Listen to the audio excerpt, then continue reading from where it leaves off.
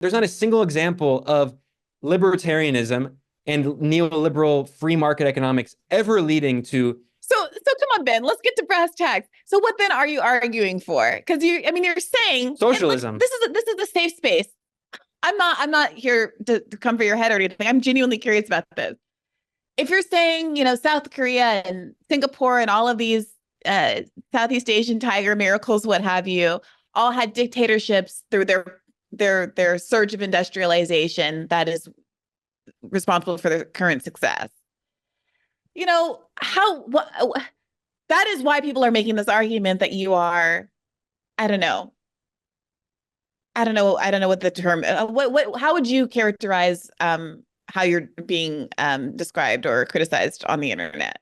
Well, I don't know. People are idiots on the internet. I'm a socialist, and I recognize that bourgeois democracy is not real democracy. It is, as Lenin famously said. Yeah. I take that point, but it's also not. You're not also saying that Japan and Korea and South Korea and Singapore developed through socialism, right? That's not it either. No. They had a more kind of a dictatorship. So you use the word dictatorships.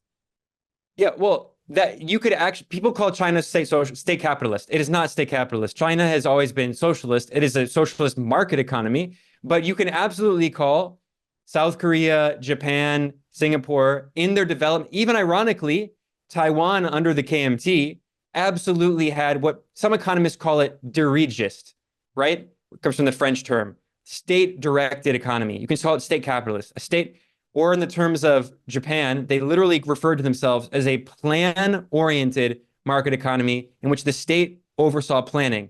I'm not in any way and I would never say that we should simply copy South Korea and Japan. I think we should have socialism. But the point I'm saying is that these neoliberals, these libertarians, these free market economists can never point to a single example in world history of any state entering high income status through their political program, including, by the way, all of the advanced, wealthy, rich Western states, which obviously they benefited from imperialism, slavery, right, genocide, ethnic cleansing of indigenous people stealing their land. But even aside from that, the US was the most protectionist economy on earth until World War II.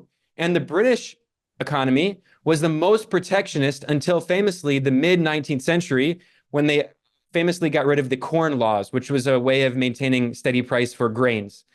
And this was shown famously by the South Korean development economist Ha Jun-chang, who's not like a Marxist-Leninist. He's a development economist. And he has shown through his famous book, Kicking Away the Ladder, that every single successful, wealthy economy developed through massive state intervention in the economy, industrial policy, high tariffs, protectionism, not through free trade. It's only after they develop, then they start preaching free trade